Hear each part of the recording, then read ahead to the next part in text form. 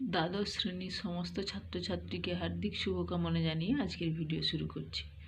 আজকে দ্বাদশ শ্রেণীর বাংলা বিষয়ের একটা মডেল কোয়েশ্চেন পেপার সেট দেব 4th সেমিস্টারের জন্য, যেটা 2026 সালের নতুন এডিশন থেকে। চলো পড়াশোনা শুরু করা যাক। পরীক্ষা একদম সামনে, আর একদম সময় নষ্ট চলবে না।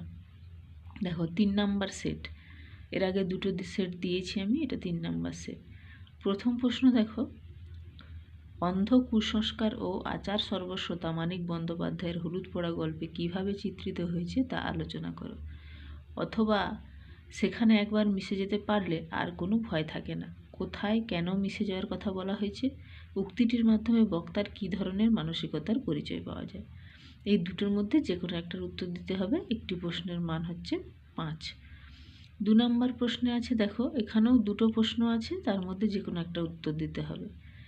1 নম্বরে আছে, দেখো তুমি সর্বকর্ম চিন্তা আনন্দের নেতা, কাকে কী কারণে নেতা বলে উল্লেখ করা হয়েছে? কবি তার কাছে কী প্রার্থনাই বা করেছেন? দ্বিতীয় প্রশ্ন আছে, জীবিত বা মৃত রমণীর মতো ভেবে অন্ধকারে মহানগরীর মৃগনাভি ভালোবাসি। জীবিত বা মৃত রমণীর শব্দটি কোন অর্থে প্রযুক্ত? আর পরের কোশ্চেন আছে, মহানগরীর মৃগনাভি ভালোবাসি চরণটির তাৎপর্য বিশ্লেষণ করো। 3 নম্বর প্রশ্ন, এখানেও দুটো প্রশ্নের মধ্যে একটা প্রশ্নের উত্তর দিতে হবে। দেখো প্রথম প্রশ্ন আছে, শিল্পকে যে মানুষ ভালোবেসেছে তার বার্ধক্য নেই কালীনাথ। নানা রঙের দিন নাটক অবলম্বনে মন্তব্যটির তাৎপর্য বিশ্লেষণ করো। 3 নম্বর প্রশ্নের আরেকটা ভাগ আছে, মানে দ্বিতীয় প্রশ্ন, নানা রঙের দিন নাটকের সূচনায় মঞ্চসজ্জার যে বর্ণনা আছে তা নিজের ভাষায় লেখো। নাটকটির নামকরণ কতখানি সার্থক তা আলোচনা করো। তারপরে 4 নম্বরে দেখো, এখানে দুটো প্রশ্নের উত্তর দিতে হবে, কিন্তু আছে প্রশ্ন 4টি, এর মধ্যে যে কোনো দুটো তোমাকে লিখতে হবে। 1 নম্বর প্রশ্নে আছে, দেখো রূপক সাংকেতিক নাটক হিসেবে রবীন্দ্রনাথের ডাকঘর কতখানি সার্থক আলোচনা করো। 2 নম্বর প্রশ্ন আছে, আমি যে ওর জন্যে ফুল এনেছি ওর হাতে কি দিতে পারবো না? বক্তা কখন কী প্রসঙ্গে এরকম সংলাপ ব্যবহার করেছেন? বক্তার চরিত্রের স্বরূপ উদ্ঘাটন করো। 3 নম্বর প্রশ্ন আছে, অমন নবীন চোখ তো আমার নেই, কে কোন প্রসঙ্গে এমন কথা বলেছেন? উদ্দিষ্ট ব্যক্তি নবীন চোখে কি কি দেখেছিল আলোচনা করো। শেষ কোশ্চেন, ওটা একেবারেই ভালো নয়, ও দরজাটা বেশ ভালো করে তালা চাবি বন্ধ করে দাও। বক্তা কোন প্রসঙ্গে এরকম উক্তি করেন?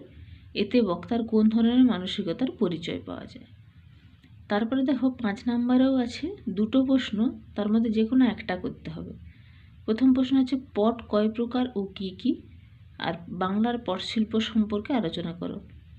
আর দ্বিতীয় প্রশ্ন হচ্ছে, বাংলা চলচ্চিত্রের ধারায় সত্যজিৎ রায়ের অবদান আলোচনা করো। এই ছিল 5 নম্বর প্রশ্নের দুটো প্রশ্ন, যার মধ্যে একটা করতে হবে।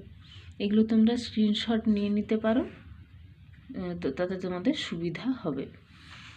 তারপরে দেখো 6 নম্বরে আছে, নিম্নলিখিত যে কোনো একটি বিষয় নির্বাচন করে নির্দেশ অনুসারে কম বেশি 400 শব্দে একটি প্রবন্ধ রচনা করো।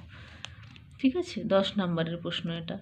তার প্রথম হচ্ছে, দেখো প্রদত্ত অনুচ্ছেদটিকে প্রস্তাবনা বা ভূমিকা স্বরূপ গ্রহণ করে বিষয়ের গভীরে প্রবেশ করে পরিণতি দানের মাধ্যমে একটি পূর্ণাঙ্গ প্রবন্ধ রচনা করো। সেটা কি? সেটা হচ্ছে শৃঙ্খলাবোধ ও ছাত্র সমাজ।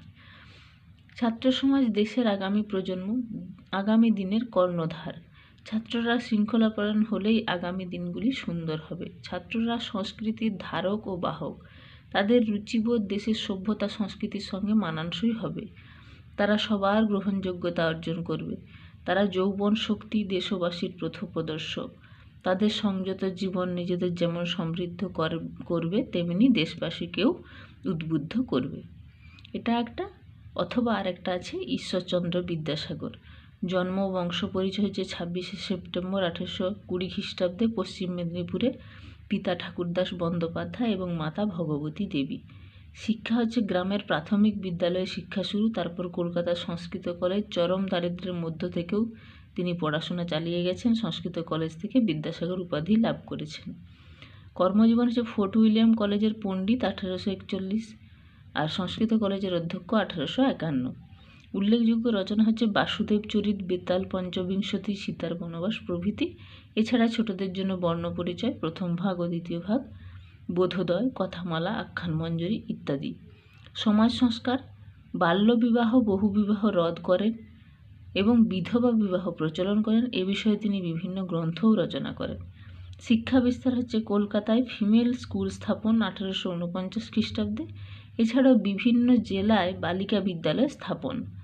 প্রয়াণ হচ্ছে 1891 খ্রিস্টাব্দের 29শে জুলাই। তো এই ছিল মডেল কোয়েশ্চেন পেপার 3 রায়মার্টিন প্রশ্নবিচিত্রা 2026 থেকে ক্লাস 12-এর 4th সেমিস্টার পরীক্ষার জন্য। আশা করি এটি তোমাদের উপকারে আসবে। আর আমার এই চ্যানেলটি যদি তোমাদের ভালো লাগে অবশ্যই লাইক, কমেন্ট ও শেয়ার করবে। আর ভিডিওগুলোকে একটু বেশি বেশি শেয়ার করো, যাতে একটু বেশি জনের কাছে পৌঁছাতে পারি, বেশি জনের উপকারে আসতে পারি। সবাই খুব ভালো থেকো, খুব ভালোভাবে পড়াশোনা করো। আজকের মতো এখানে শেষ করলাম।